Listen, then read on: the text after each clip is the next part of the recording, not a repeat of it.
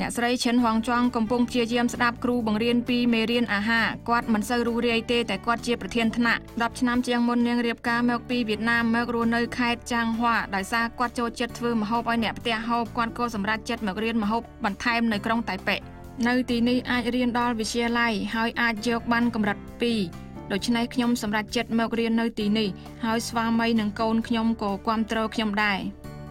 ដូច្នេះហើយគ្រប់សប្តាហ៍ឈប់សម្រាកគាត់តែងបើកឡានមករៀនដល់តៃប៉េជួនកាលថ្ងៃសុក្រធ្វើការដល់អាធ្រាត្រម៉ោង4ជាងគាត់ក៏ត្រូវបើកឡានមកចូលរៀននៅម៉ោង8ព្រឹកគាត់មិនដែលខកខាននៅមេរៀនណាមួយឡើយ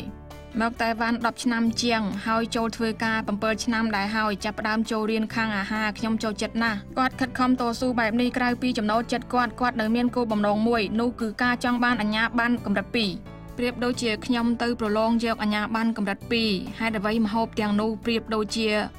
ម្ហូបពិធីបុណ្យធ្វើឲ្យខ្ញុំចាប់អារម្មណ៍ណាស់ពេលដែលខ្ញុំធ្វើម្ហូបម្ដងឆ្ងាញ់ណាស់ក្រុមគ្រួសារខ្ញុំហូបអាហារដែលខ្ញុំធ្វើដោយក្តីរីករាយឥឡូវនេះខ្ញុំមករៀននៅតៃប៉េគឺចង់រៀននៅរបៀបម្ហូបប្លែកៗអាចធ្វើនៅក្នុងផ្ទះបានក្នុងមួយសប្តាហ៍គាត់មិនដែលបានសម្រាកសោះតែគាត់ទទួលដោយក្តីស្ម័គ្រចិត្តឯសិស្សរួមថ្នាក់ក៏ដូចគ្នាដែរលោកគ្រូបានប្រាប់ថាពួកគេមានគំនិតយ៉ាងម៉ឺងម៉ាត់នេះជាលក្ខណៈពិសេសរបស់សហព័ន្ធជនបរទេសបច្ចេកវិទ្យានិងទ្វេដៃរបស់នាងវាអាចជួយដល់កូនក្នុងការអប់រំនិងជួយដល់ក្រុមគ្រួសាររបស់នាងបានខ្លះខ្ញុំជឿជាក់លើគំនិតពួកគេដូច្នេះវាជាជំរុញចិត្តដ៏ល្អមួយដែលមករៀននៅសាលានេះ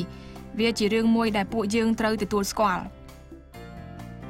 ពួកគេស្លៀកសម្លៀកបំពាក់ជាតិសម្ដែងលើឆាកនេះជារឿងមួយដែលគាត់មិនដែលគិតសោះថាខ្លួនអាចធ្វើតាមចំណូលចិត្តរបស់ខ្លួនបានរក្សាជីវភាពរស់នៅតៃវ៉ាន់គឺជាកម្លាំងមួយដែលធ្វើឲ្យគាត់ចេះតស៊ូរៀនសូត្រ